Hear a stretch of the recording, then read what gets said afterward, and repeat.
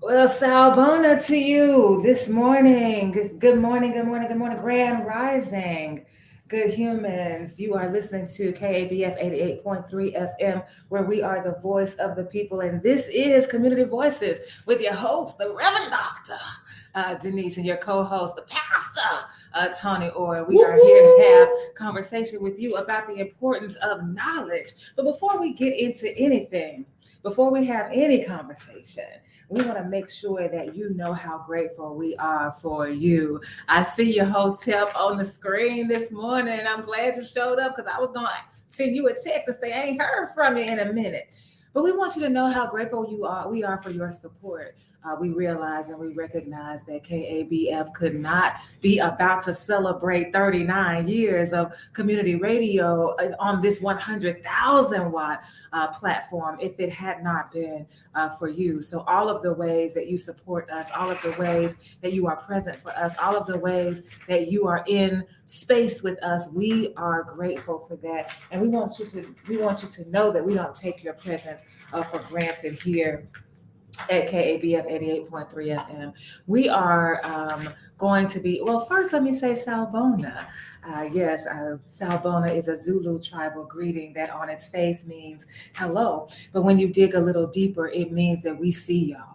That we celebrate, we honor, we respect who you are, the whole of who you are. And we invite you into this space with us in the spirit of oneness because we are connected by our humanity. Doesn't matter whether or not you like that. It doesn't matter whether or not you appreciate that. It is the absolute truth that we are one in the spirit of humanity. And we want you to know that this is the space for you. And so you can call in and lend your voice to the conversation. The phone lines are open at 501-433-0088, 501-433-0088. So thank you for being here with us for Community Voices right here at KABF 88.3 FM. I want to give you your moment to be greeted by your co-host before we make, or he might have, before I make some announcements.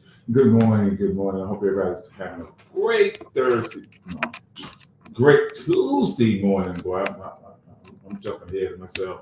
I hope everybody enjoyed their Juneteenth celebrations over the weekend. I was fortunate to go to one yesterday with my co-host, and it was fun in Borough Park. I really enjoyed it.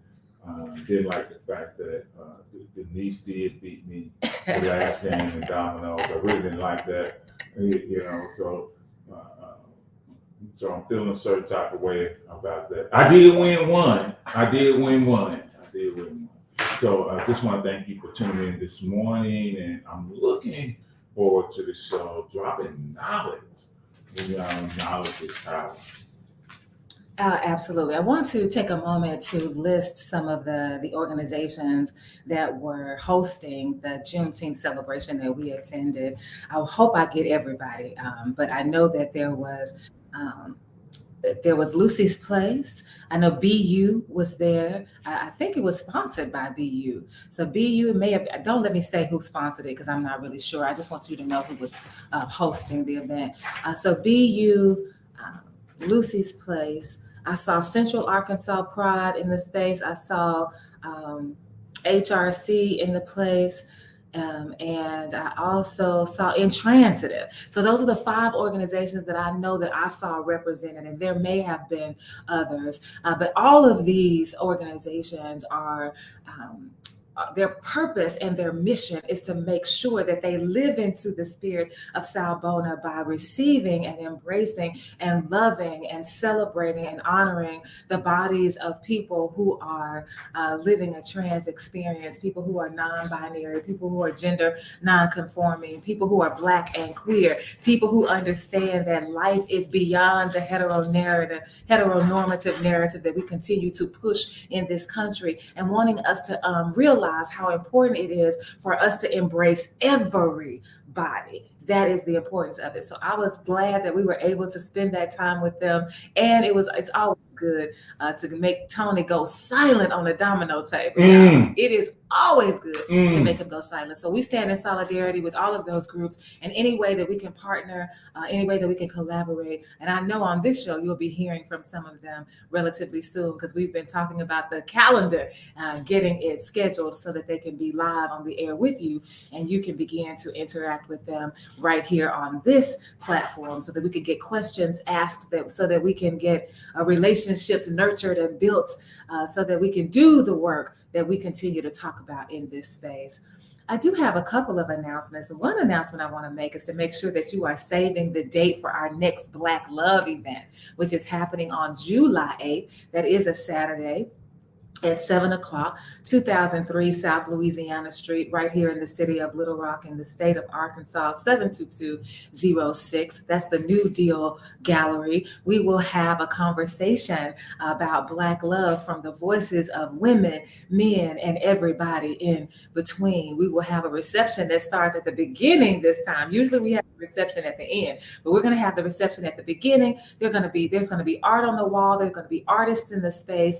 There's going to be conversation. We're going to have a good time talking about the issues that relate to us as we continue to censor Blackness and to see what that looks like as we talk about love. And please know that when we say Black love, we are not simply talking about romantic love. I know every time we say love, we have this issue where people start talking about who's sleeping with who and who loves who and interracial relationships. And that's not what this conversation is about. This conversation is at the intersection of Black love and the system of white inhumanity that continues to attack Black love in every aspect of our lives. Black love is diminished by this society. So we want to talk about that and our response to that and how we can do the work to dismantle those systems that do not respect Black love in our presence. So that's what the conversation is really about. So that's happening on July 8th. Ingrid Hunt is one of the panelists. X is one of the panelists, and Bruce James. We've got 3 people ready to go with this conversation. So I do hope that you have already put that date on your calendar, and then I will begin to post the flyer so that you can share it broadly with all of your networks. So that is one announcement that I do want to make. Tony, do you have any announcements?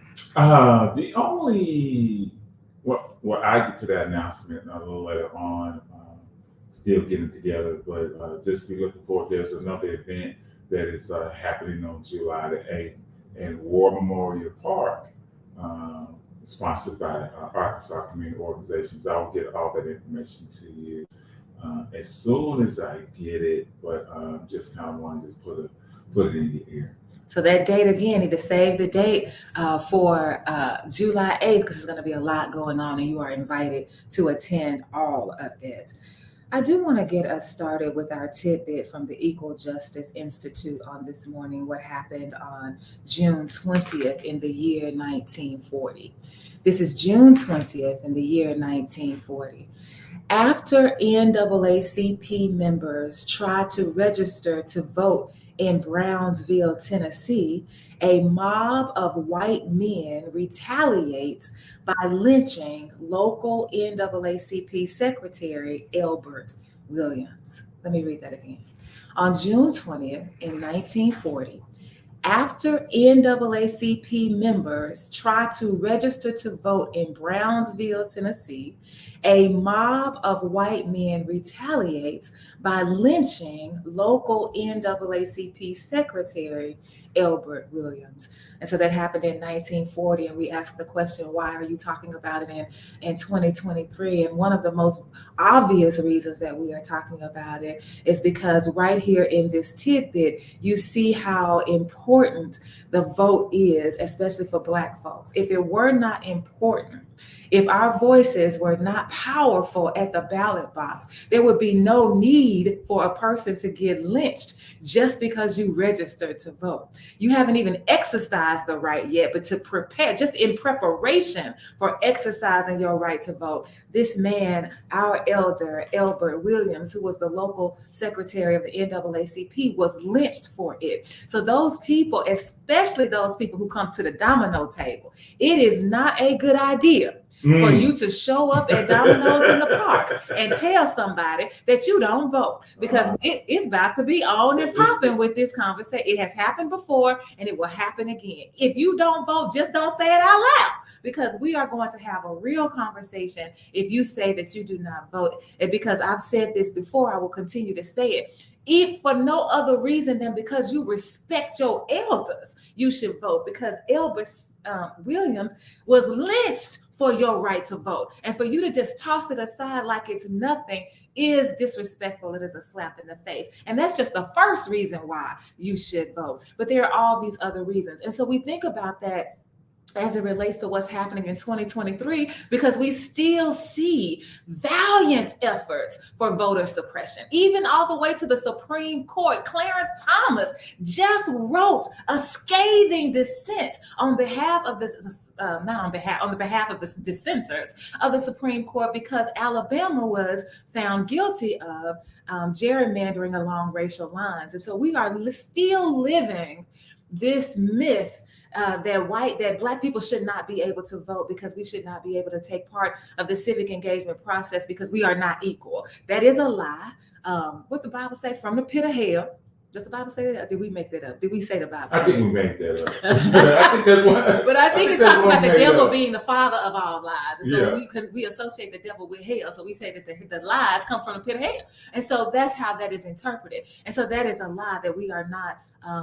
We are not intelligent and sophisticated and educated and informed enough to be able to participate in the civic engagement process, to be able to lead this country, to be able to guide us into a new way of living and loving together, which is what we need. And so this is why we have this conversation, because we are still fighting these same laws. I even think about my mom, who will be 87 on December 11th. And she tells the story about how my own daddy, flunked the test. You know, what they would do is they would create all of these barriers for voting, and they set up these tests that you had to take, like guess how many marbles are in this glass, or something ridiculous like that. And I know that my daddy, he flunked the test. I also know that my mama, she put her livelihood, she put her family on the line because she dared to join the NAACP while she was a public school teacher. And they threatened her with the loss of her job. And she signed up and registered to be a member of the NAACP anyhow.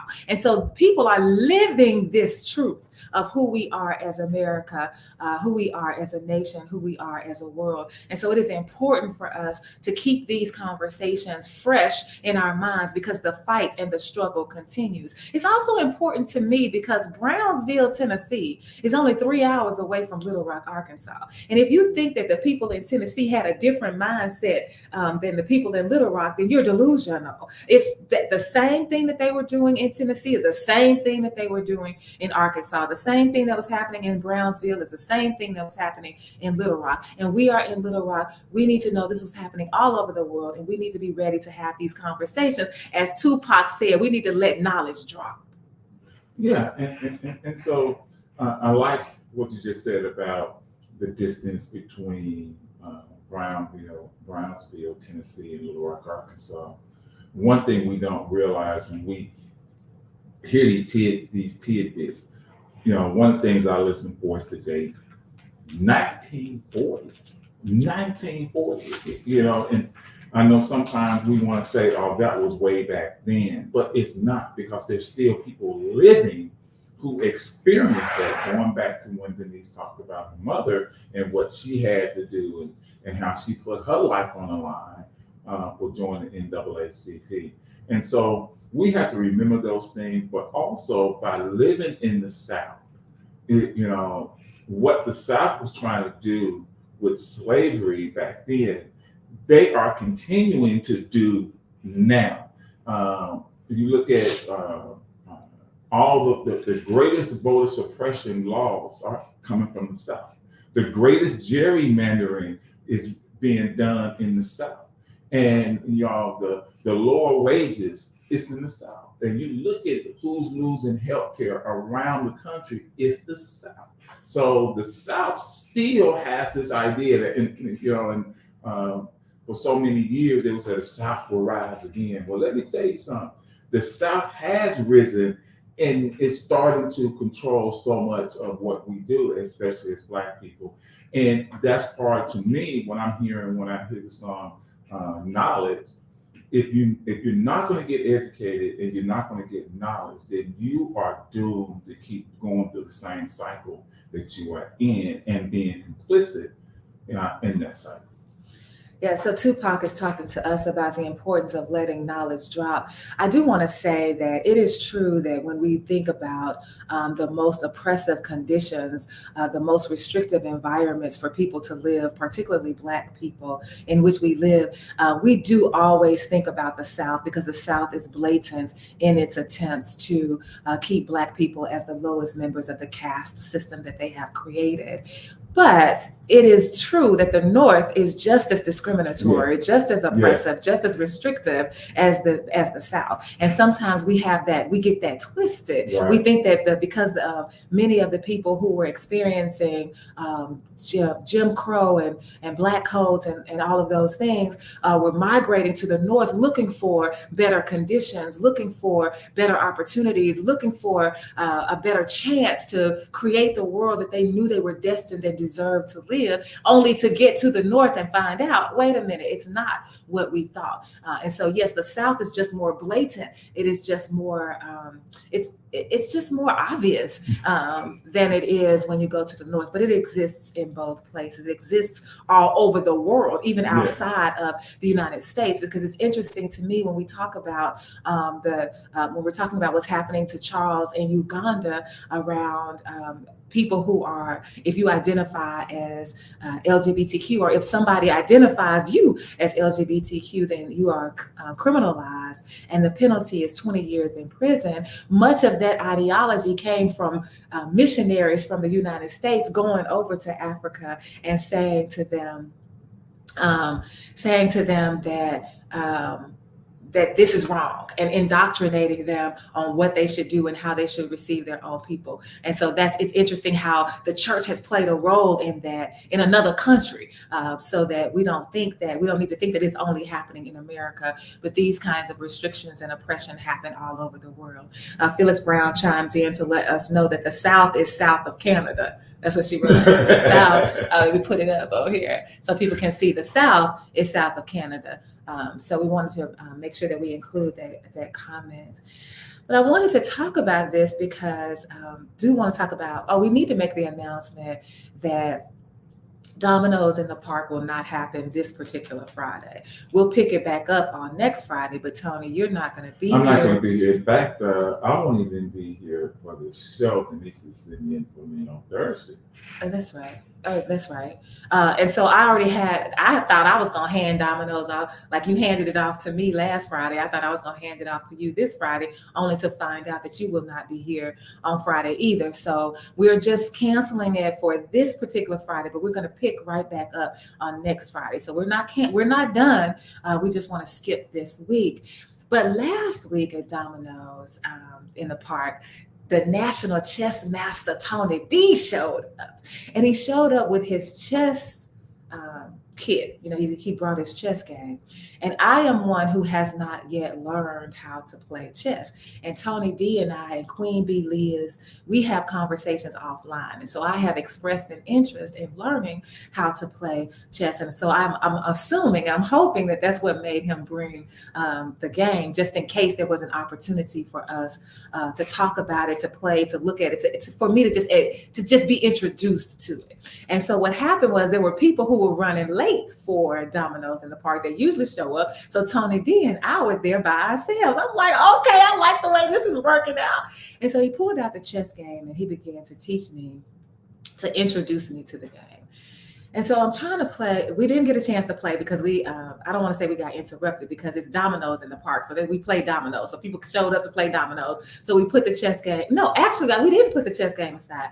Leonard and Tony D started playing chess, because Leonard walked up to play Domino's, saw the chess game, said, you know how to play chess, Leonard? He said, expertly. I said, oh, okay, well, let me get out of the way and watch y'all play. And Chess Master Tony D whooped Chess Master Tony D it was just Leonard couldn't stand a chance. But then when the tables were turned and Leonard and Tony D were playing Domino's, then Tony D didn't stand a chance. And so it was good, and it was fun to see how all of that played out. So after we finished Domino's, Tony D was willing to sit with me because I had not yet played. I am the type of learner who is audio, I'm visual, and I'm bodily kinesthetic, which simply means I need to hear it, I need to see it, and I need to do it in order for it to register in my body what's happening and for me to learn and get a good understanding. And it's also for my learning style, I need to ask questions. You answer my questions in order for me to figure out what it is that I need to do. So Tony D was so patient, National Chess Master. Tony D was so patient with me, allowing me to ask questions and playing this game. So we're playing the game. And I'm this is my first time. So playing the game. And what he told me was that I need to protect the king. Like, that's your goal. Your goal is to protect the king. And so what I'm doing as I'm playing is I'm making sure that my king stays surrounded, and I'm moving the other pieces so that you can't get to my king. And after a while, Tony D looks at me and says, you got to move those pieces. You can't just keep them right there. And I said, but I'm trying to protect my king. He said, but your protection is false. It's a false sense of security that you are setting up for this king. There's no protection at all. And I'm like, he's like, no, what you've got to do is you've got to develop. I said, well, the reason I'm doing it this way is because I don't understand the end game. I don't understand what am I trying to do? You told me to protect my king. That's what I'm trying to do. Now you're talking about development. What's the end game? And so then National Chess Master Tony D begins to break it down and say, the goal is to attack. You are developing your players to attack so that they can fight and against the opponent and get that king. So you've got to position your players so that they are ready to go on this attack against your opponent and get to that king by any means necessary. That is the goal. So you cannot do that if you're sitting here trying to protect and not move and stay right here. You can't do that. You are not developed. You are not ready. You can't fight because you don't have your players positioned to fight. You got to move and get them developed. And so we're talking about this, we're playing a game. So we didn't ever finish that game because we started talking about social justice and we started talking about other things. But I've been thinking about that ever since Friday. And I was thinking one of the reasons that I could not perform in the game is because I did not have the knowledge to understand the end game. Where are we trying to go with this? And then I realized that there are some Black folks. We come on this show every Tuesday and we talk about the struggle. We talk about the fight. We talk about the roles. We talk about the gerrymandering. We talk about the mayor and the governor, whoever it is that we feel like we need to have a conversation about. And we are assuming that the people who are listening understand the end game. And when I say the end game, understand the goal, where we're trying to go, what the fight is really about. We assume that because you are Black, you know what it means to be discriminated against. We assume that because you are Black, you are living the same experience. We assume that because you are Black, you have the same understanding. And that's not the case. So when Tupac says you got to let knowledge drop, we've got to position ourselves the same way that Chess Master Tony D positioned himself with me to say, let me come alongside you and school you, youngster. He didn't call me youngster, but he said, let me help you understand what the game is really all about. You've got to get in the fight. You cannot set yourself up with this false sense of security, surrounding yourself, trying to protect what you think you have. And so I thought about that and I said, well, what are we trying to protect as Black folks? Because I'm looking at Blackness as this chess game. And so you're playing, I feel like some of us are playing the way I was playing. I'm scared to move. I'm scared to put my people out there. I'm scared to allow my players to get in the fight because I'm trying to protect this one little space that I have. And so I started thinking about us as a collective, and we have carved out a little space. We've carved out a home. We've carved out a car. We've carved out a job. We've carved out a family. And this is what we want to protect. And so we just make sure that we put up this perimeter around our stuff in our neighborhood with our family. And we want to stay right there and let everybody else do whatever they are doing, not realizing that this is a false sense of security because the people on the other side, white inhumanity, is coming for you because they are developing every day to be on the attack. Every day, they make sure that their players are developed to come and get everything that you got. And you over here saying, well, wait a minute, I'm just going to stay in my little corner. And Tony D says you can't win like that. If you don't position yourself to fight, you will not win. And something else you have said, that was very interesting, is that you said that Chess Master Tony had the patience to answer the questions, had the patience to be in that space with you, had the patience to help you, to help guide you, give you information.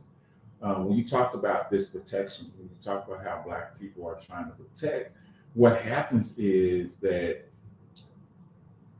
they don't want, a lot of times, Black people don't want other, because on a chessboard, each piece does something different.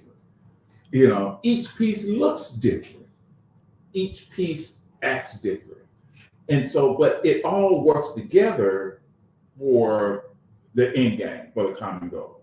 And so a lot of times with Black people, it may be some pieces that may look different, that may act different, that may be different, and instead of allowing them to come in and give you knowledge and allow you to come in and teach you some things, you protect yourself away from them also.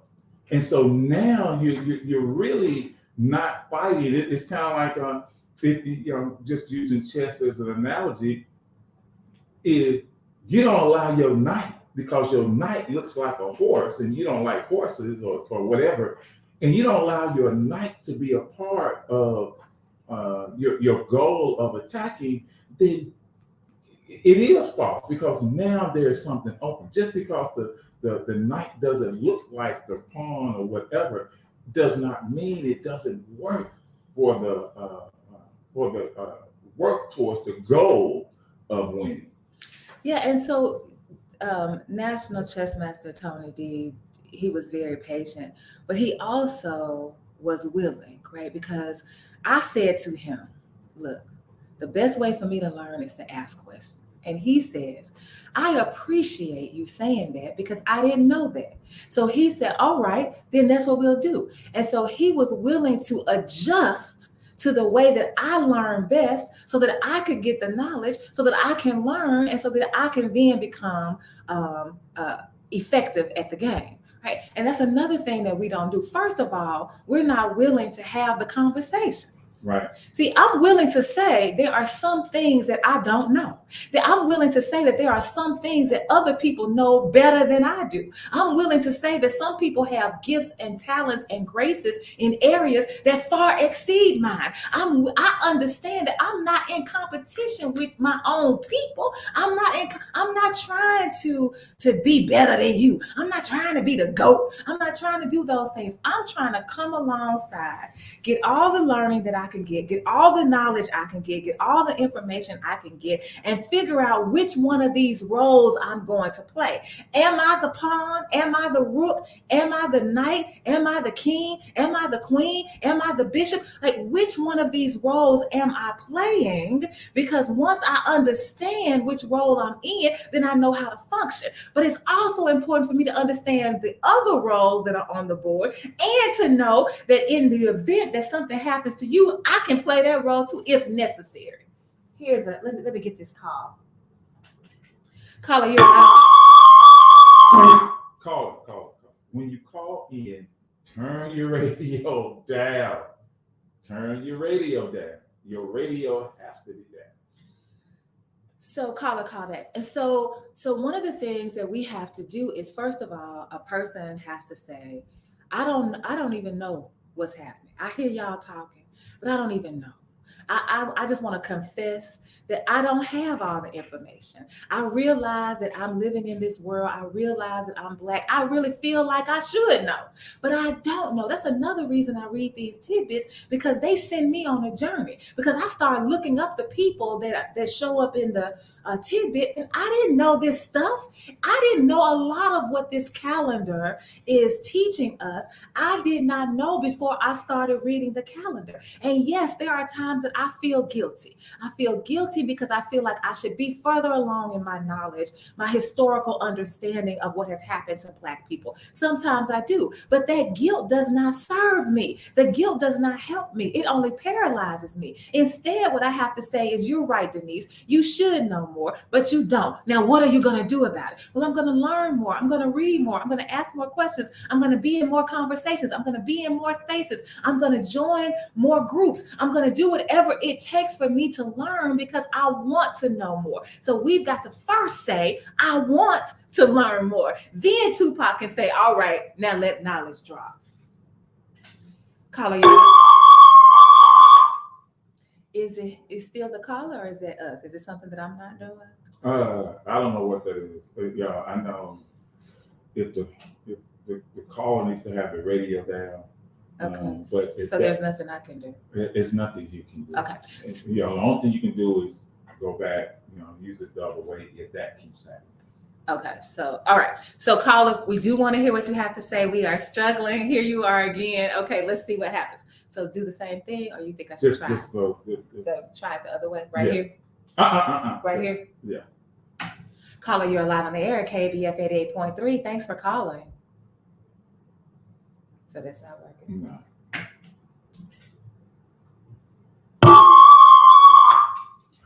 I don't know.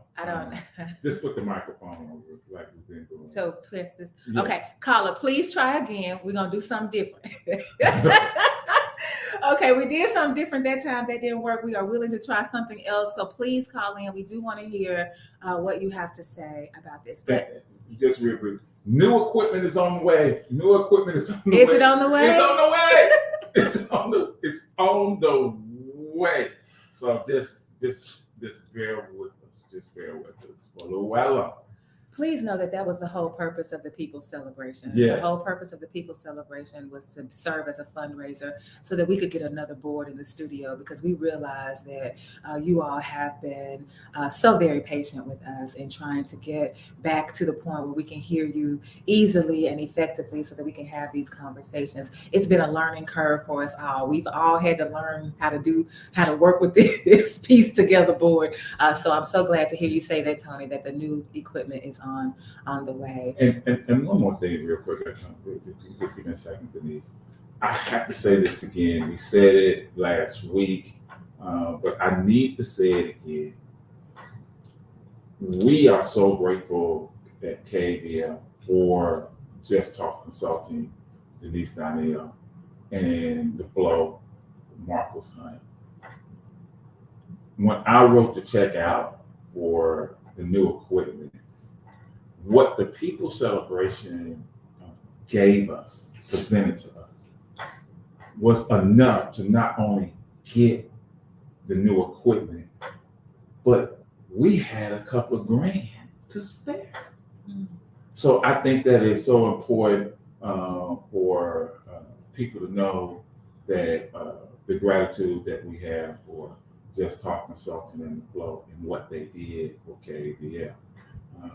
That will benefit you, that will benefit all of you. So once again, thank you, and we are very appreciative of the effort and everything that you did.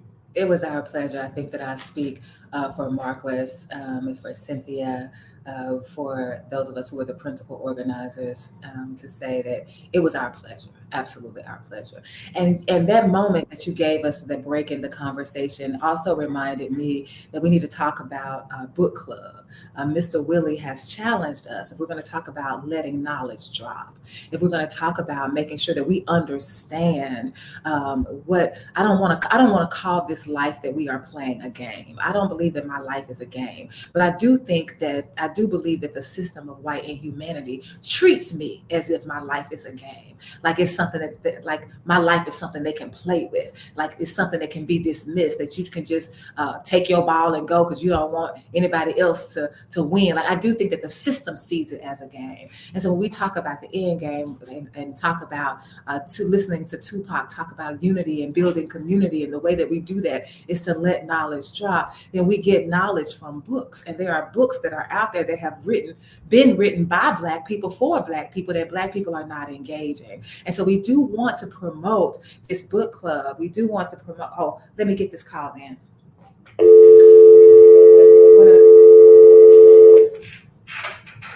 I pressed the speaker button like you told me. Okay, caller, try again. That's the third thing we've tried, and that didn't work either. So we're gonna just keep trying. And so we want to promote this book club. I just finished reading All Boys Aren't Blue by George M. Johnson.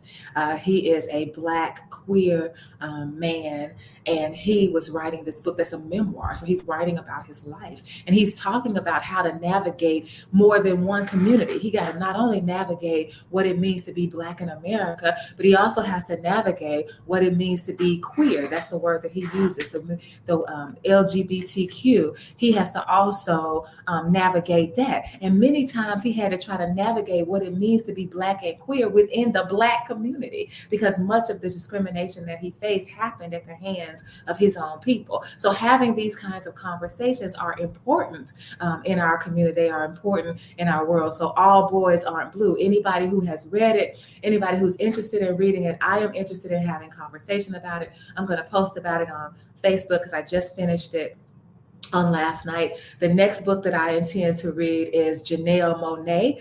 She has a book out. I actually got it at Target, to be honest with you, because it was I just happened to be there. But I would ask you to consider getting it from Pyramid Art Books and Custom Framing. That's where I usually get all of my books. But if you have a book that you are reading, if you have a book that you want us to read, if you have a book that you want to promote, a book that you want us to discuss, call us. Tell us what you're reading. Tell us what you're interested in reading. Let's begin to read together. Let's begin to discuss what we are reading. I am here for it. Absolutely. Okay, caller, I just don't think we're going to be able to do this today because we tried the on-off switch, we tried the speaker button, we tried the old way of doing things, and nothing is working. The new equipment is yet on its way. It is not here. So we are failing technologically today. So I just apologize for that. And so when we're talking about getting back to this conversation about chess and me thinking, so I've been thinking about this since last Friday, understanding that I've got to stop thinking that what I have is worth preserving, so much so that I have disengaged from the fight, that I'm no longer positioned, I'm no longer developing myself so that I can fight, even though I am under constant attack. There was no way that I was going to be able to win anything. There was no way that I wasn't even effective on the board. I might as well have been, we might as well have not been playing, because there was nothing that National Chess Master Tony D could do except whoop me on the field, right? There was nothing that he could do. And so thinking about that, asking ourselves, how do we develop ourselves so that we are ready for the fight? Because war has already been waged against us. And then how do I stop being so fearful of losing something that I don't realize that my fear is putting my life in jeopardy, that I am about to die because I'm so busy trying to hold on to something that ain't worth holding on to. And you say, wait, Denise, how you gonna say a house ain't worth holding on to? Just like we got this house, we can get another one. Just like we got this job, we can get another one. Just like we got whatever gains we've made across the years, we can gain even more. We can't get one thing and think that life is over and I'm done just because I've gotten this one house. There are other ways for us to get what we want if we just keep pushing for it. Yes, I agree. But if you don't have the knowledge, the real knowledge, because and I wouldn't use the term true knowledge, because there's a lot of knowledge that we have that, whether you call it untrue or it's not correct knowledge. And sometimes in that idea of protection, this idea of I don't want to lose, is because we have been given knowledge, we have been given a false narrative or a false knowledge, and it's so hard for us to move past that. It's hard to unlearn something that you've been learning. And that's a book that we probably all should decide to read, Selfless Revolutionaries, yes. By Buzak, because he talks about that. We need to unlearn, we need to unremember as well. And so that takes work.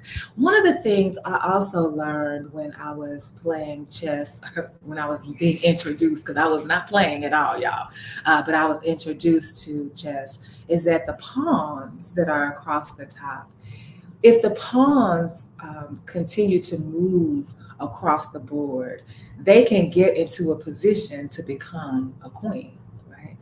according to National Chess Master Tony D, the queen is the most powerful person player on the board. And so as a pawn, because at first when he was telling me about the pawns, that they can only move one step at a time, I said to myself, oh, these the black people. Okay, these I can already tell how they done set up this game. You got the white people moving first with the clear advantage. You got the black people over here always on the counter attack, and then you've got the pawns at the front, and they can only move one at a time. Like I was feeling some kind of way about that, and I positioned myself as one of the pawns, seeing myself reflected as a black person whose moves are restricted by this game that other people are playing with my life. But then I began to fall in love with the pawn, because one of the things I like about the pawn is that the pawn moves vertically, but when the pawn wants to capture, he captures diagonally. So you watch me move a certain way, but then when I attack from a different way. I catch you off guard with my attack, right? And so I started to feel that way about Black people. This system of white inhumanity really thinks that they know us. They really think that they've got us, that they have an understanding of who we are and what we think and how we believe and how we act. And so you're watching us and you think that you know, but then here I am, I'm going to come from a different direction because I have the ability to transform the way I come for you. I have the ability to do something different when I need to secure something for my own life. And so people who believe that we have no power, people who are Black and say, I don't vote because it doesn't make a difference.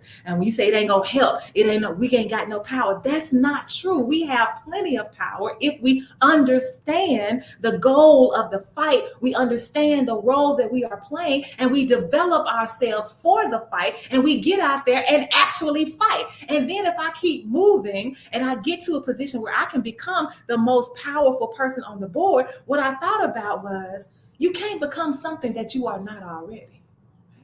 I don't believe you can. You become something because it's already in you. So as a pawn, if you say to me that if I get to this point, I can become a queen, and that in this case, I'm not saying become a woman. I'm saying become the most powerful person. It's because I'm already the most powerful person. I just don't realize it yet because I have not gotten to that space of enlightenment. So we have this conversation to say, do you understand, Black person? Do you understand lowest member on the caste system? Do you understand pawn that people are playing with, that you have the power inside of you? All you have to do is get in the fight and fight so that you can develop it and begin to live into it. And I'm learning this from this.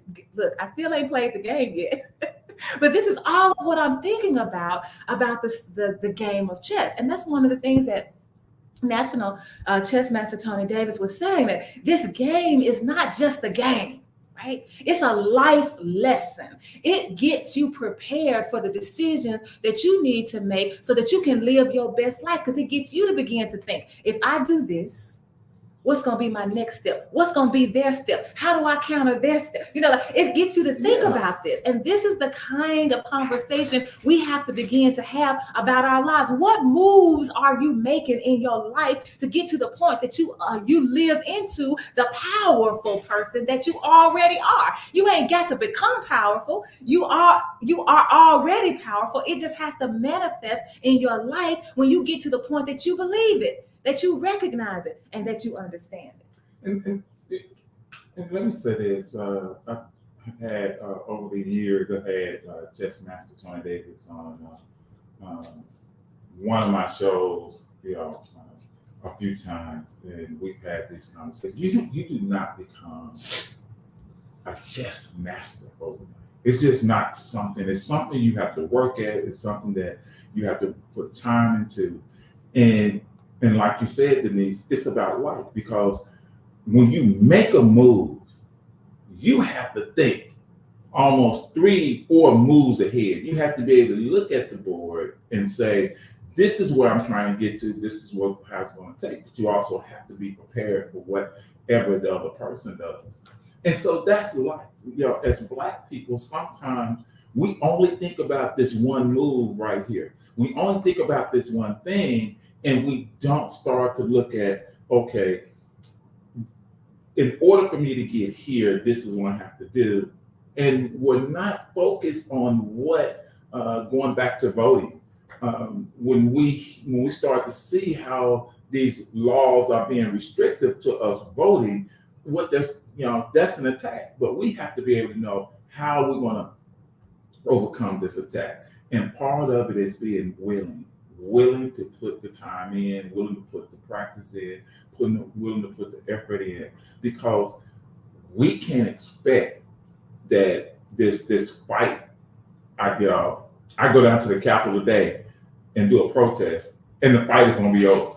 No, no, that's just one move. That's just one move that needs to happen. But also, going back to something I said earlier that I think is very, very important.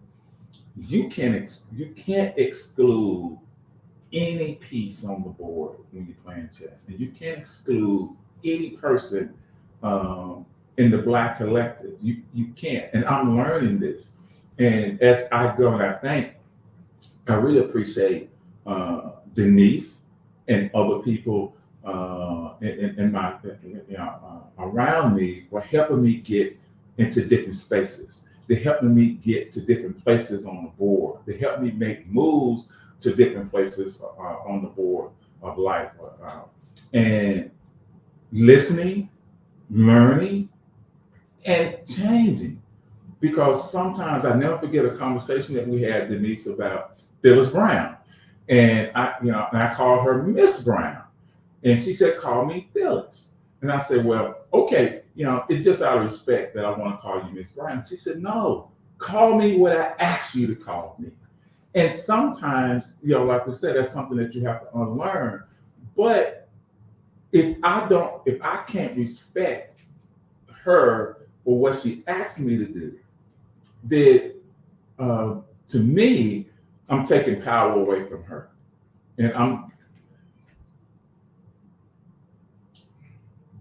think I'm saying it right. Well, you're centering yourself. What we say in the line of work that I do is that we want to move beyond the golden rule. The golden rule means that I'm going to do unto other people the way I want them to do unto me. Right. But when we ask you to go platinum, we say we want you to treat other people the way they want to be treated. Right. Allow them to be the center of their own lives, and you come alongside them and whatever that Right. is. And so you were not allowing her to be the center of her own life. Right. You gonna be the center of her life. Yeah. We had this conversation the other day, like the two of us. You were like, well, when I was growing up, I was just taught something. I was like, you was taught what to do in my house?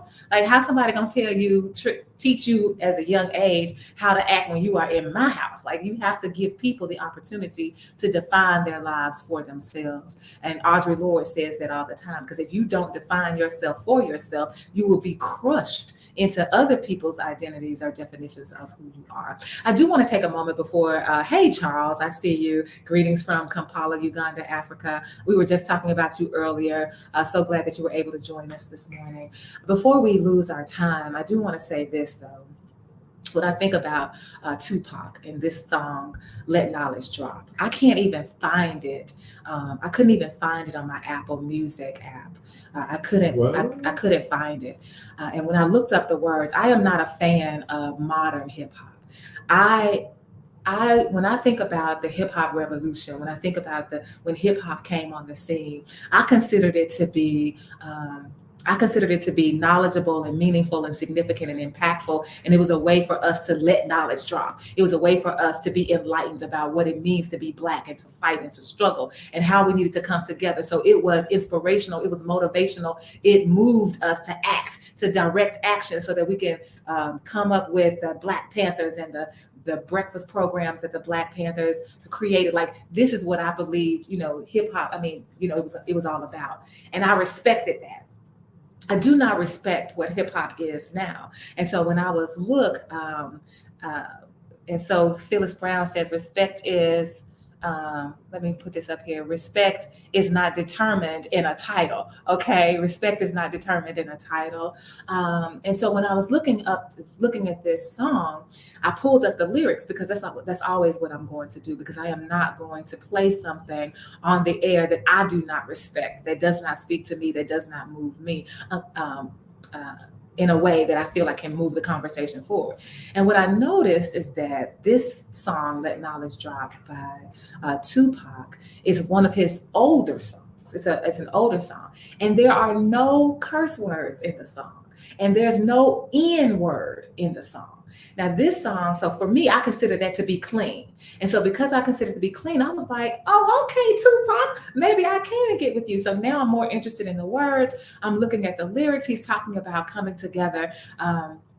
In unity, building community. He's talking about paying attention to our past and what our ancestors died for, so that we can position ourselves to take up that mantle, so that we can get that torch and move forward with it. Like, these are the messages that are embedded in this song. And I said to myself, why can't I find it on Apple Music? Now, if I go to Apple Music, I can find all the other songs where you're using the N word. I can find all the songs where he's cussing. I can find those words. And so the reason I brought that up is because what happened to Tupac happens to many of us. When we do position ourselves to fight, we come in clean. And when I say we come in clean, we come in with a pure motivation to do good for our people. We come in with a clean understanding of what it means to struggle and fight, so that we can make sure that we do right by our ancestors, that we finally avenge their deaths, because the blood of their bodies still runs warm under everywhere we go, every step we take, the soil that we are walking on, even if it's concrete. The blood of our ancestors cries out to us, because justice has still not manifested for them.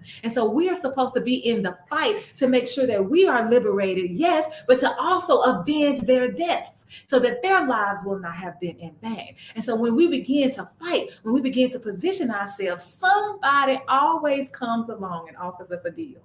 Somebody always comes along and says, hey, you can make more money if you do this. If you compromise who you are, if you compromise your gifts and talents, if you turn on your people, if you begin to understand this game, if you decide you want to play this game that we playing with your life, if you want to become a part of the bigger system, if you want to get the title that you think is going to give you respect, if you want to live in a bigger house, if you want to drive a luxury car, if you want to go to the clubs that the white people go to, then jeopardize yourself, jeopardize the essence of you. Stop realizing that you are the most powerful piece on this board already, even though it has not shown up in your life. Stop doing all of this black talk and come work for us, because we'll put you up on the game.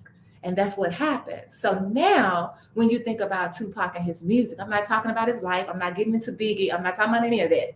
I'm just talking about the nature of the songs. You can see the transition that happens over the course of time, because now you're a star, now you're getting paid, and you've lost a little bit of who you were to begin with. And I want to make sure that I want to make sure that I put that word of caution out there, because those of us who do begin to develop ourselves to make sure that we are attacking and counterattacking so that we can reach the goal of collective liberation, know that they're going to come for you, but they're going to come for you and offer you something sweet. They're not going to always come for you to threaten your life. They're going to offer you something sweet. They're going to offer you something that you think you can't pass up. What was that? We were watching Zootopia. And Zootopia, the man said, they offered me something that I couldn't turn down. Money. Yeah, right? An offer I couldn't refuse. An offer I couldn't refuse is money. And so we've got to be careful that when we do decide, if we decide to be a part of this fight, develop ourselves to go on the attack for the sake of our people, that we don't fall for what they offer us. Yeah. So it is 9:59. I want to say so sorry to those of you who have been trying to call in. We were not able to, with this present board that we have, we were not able to get your calls in. I apologize profusely for that. But you heard Tony say the new equipment is yet on its way. Lola in here doing the happy dance already. It's yet on its way. We do hope that we will be more effective as hosts for you once that equipment comes in, because we will be able to engage you in conversation, which is what this show is all about. So stay tuned for 2 hours. You got your girl Lola in the house with jazz. This is something that you don't want to miss. Don't touch that dial at KABF 88.3 FM, the voice of the people. I'll see you on Thursday.